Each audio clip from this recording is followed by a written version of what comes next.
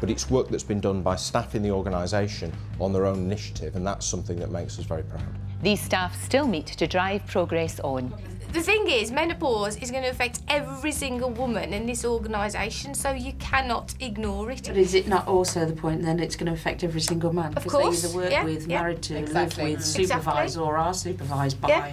My supervisor has been really helpful in terms of the tiredness that I suffer.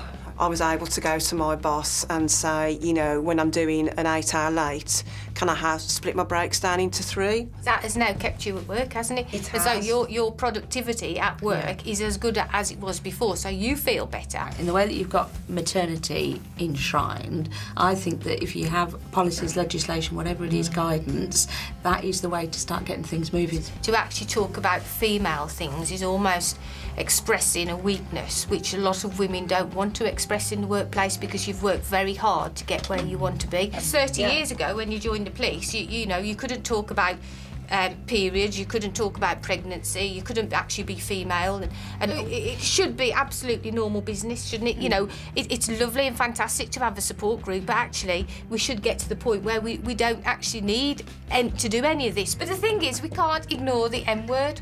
Can we? No. We cannot ignore it. And I think sometimes people do their best to try and ignore it, but we can't.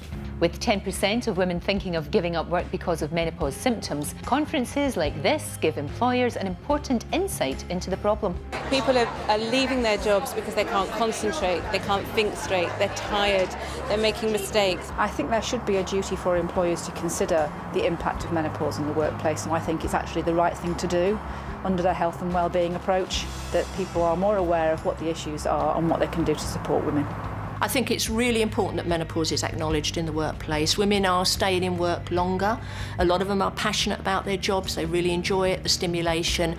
I think if we don't acknowledge it, we're losing a huge part of the workforce. It's going to be a problem in terms of the economy. We have an absolute wealth of experience in this organisation amongst our female colleagues, and as you can imagine, some of these women are going through the menopause. They're not necessarily recognising the symptoms, we're not recognising that they're suffering from symptoms, and we are losing a massive talent through one way or the other. And what I want to do is spread the word beyond policing into the public sector and private sector, because anybody who is an employer really needs to think about this as an issue.